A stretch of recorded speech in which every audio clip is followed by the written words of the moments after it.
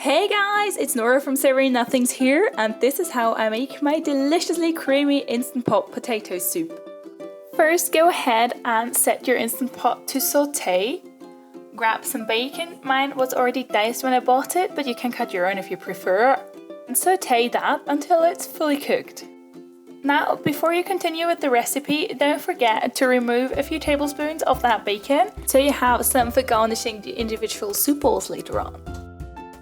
Next, I'm just going to grab my diced celery sticks and also one diced onion.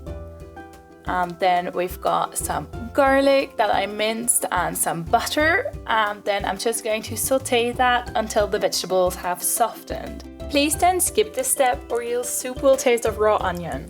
Right, next I'm just going to press that cancel button.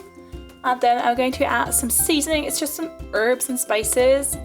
And then I've got a whole load of diced potatoes. I peeled mine because that's just what we prefer in soup. And then I've got chicken stock.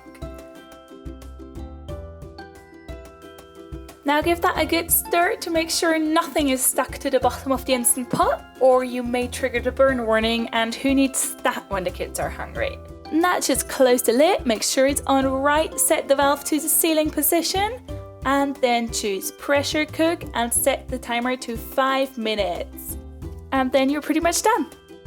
Now once the timer is up and you're waiting for a 5-minute natural pressure release, grab some milk or cream or half and half, whatever you prefer, and add some cornstarch. Make sure you whisk this together really well or you'll have lumpy soup later on. Now for the manual pressure release, I like to cover the valve with a kitchen towel and use a wooden spoon to move the valve and release any remaining pressure that way.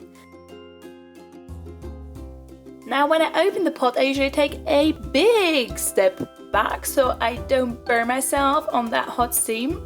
Then set the Instant Pot to saute again, grab your cornstarch milk slurry and pour that right into the soup. Now give that a good stir as it comes to a simmer to keep the soup from turning out lumpy.